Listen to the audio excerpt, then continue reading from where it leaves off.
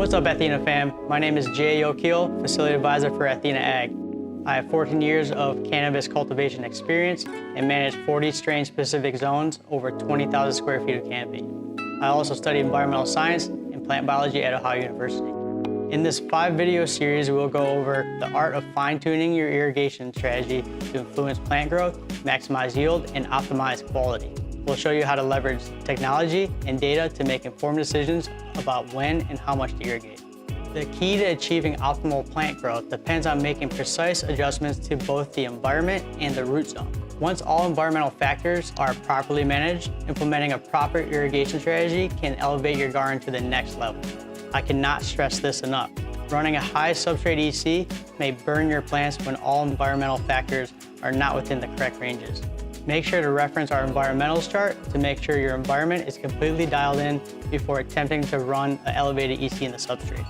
Now let's talk about the necessary tools required to fine-tune your irrigation strategy. Probably the two most important tools we have in the garden, the EC and pH meter. To give our plants the most effective nutrient solution, we need to make sure our nutrient concentration and pH is at optimal levels. Be sure to calibrate these meters often. To be able to see the EC within the root zone, a substrate sensor is crucial for us to decide when to irrigate and for how long. A precise irrigation strategy can require up to 20 irrigation events, sometimes more. So a timer or controller that will allow you to program multiple events is really important. And last but not least, a dialed-in irrigation setup. This will allow us to provide nutrient solution to our plants in equal and precise amounts. A proper irrigation setup would include a pressure sensing pump, particulate filters, and micro irrigation emitters such as quarter-gallon and half-gallon per hour Netafim emitters.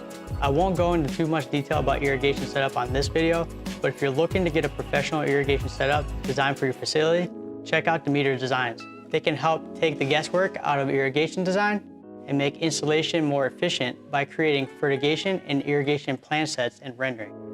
Now that you understand the necessary tools needed for implementing a successful irrigation strategy, let's go over some of the common irrigation terms. Volumetric water content percent, or VWC, the volume of water a substrate is holding at any given time. Shot, a single irrigation event. Maintenance shots, P2 irrigation events that maintain your peak VWC percent target throughout the day. Field capacity, the maximum water holding point of a substrate, or the runoff point of a substrate. Full saturation, when a substrate can no longer hold any more water and VWC percent can no longer increase. Runoff, the water that is drained from a substrate. Dryback, the period between irrigation events when the substrate is drying out. This is the difference in VWC percent from the last irrigation event of the day to the first irrigation event of the following day. Additional dryback, the decrease in VWC percent that occurs during P3 after the lights turn on and before the first irrigation event of the day. I like to use the saying, transpiration before irrigation. Pore water EC, or PWEC, the EC of the water within the pores of the substrate. We also refer to this as substrate EC in these videos. Input EC, the EC of a solution applied through irrigation events.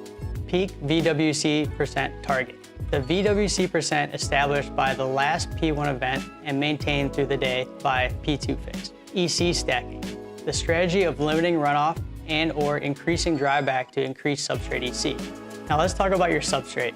Selecting the correct substrate size will allow you to have more control over your VWC percent and substrate EC.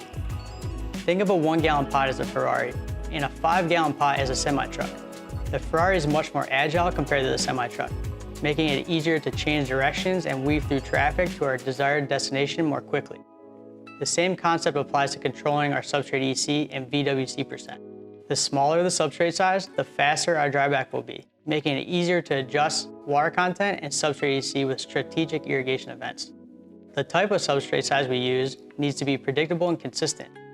This is why I recommend using either 100% cocoa or rock wool.